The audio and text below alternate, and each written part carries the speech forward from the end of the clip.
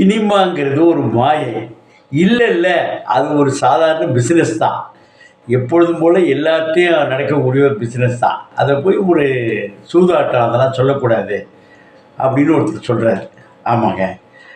இப்போது நம்ம ஏன் சினிமாவுக்கு வரணும்? ஒரு அங்கீகாரம் வேணும், புகழ், பணம், அற்று சேர்ச்சியில் சேர்க்கணும்.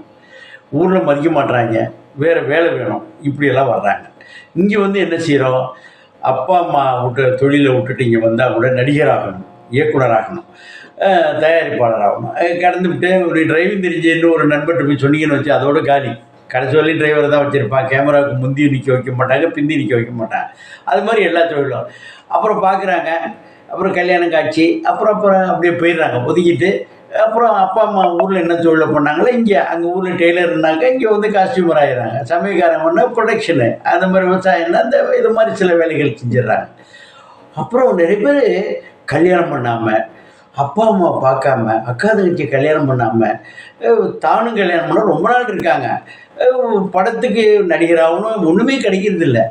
ஆனால் ஒரு மனிதன், தாயினும் சிறந்த கோயிலும் இல்லை, தந்தை சொல் மிக்க மந்திரம் இல்லை. ஆமாங்க.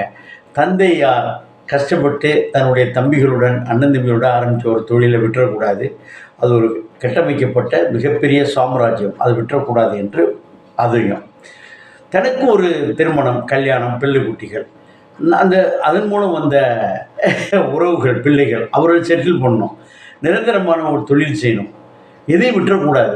ஆனால் அந்த லட்சியத்தை விட்டுறக்கூடாதுன்னு ஒருத்தர் நினச்சார். யார்? லீடர். லீடர்னால் யாருங்க? அன்னைக்கு லெஜெண்டு, என்றைக்கும் லெஜெண்டு தான். இளைஞர்களுக்கு தொழிலையும் தமிழ்நாட்டிலேயும் ஒரு மிகச்சிறந்த மிகப்பெரிய வியாபார நிறுவனத்தை அன்றும் இன்றும் என்றும் கட்டமைத்து நடத்தி கொண்டிருக்கிற சரவணன். ஆமாங்க. அவர் லீடர்னு ஒரு படம் பண்ணியிருக்கிறார். முதல்ல ஒரு லெஜெண்டு பண்ணார். அது ஒரு சர்க்கரை வியாதிக்கு எதிராக ஒரு துவக்கப்பட்ட ஒரு படம். அது எந்த அளவுக்கு வியாபார ரீதியாக இல்லைனாலும் அதில் உள்ள நிறை குறைகளை எடுத்துக்கொண்டு 2வது படம் பண்ணுறாரு. அது பேன் இண்டியா படமாக பண்ணுறாரு.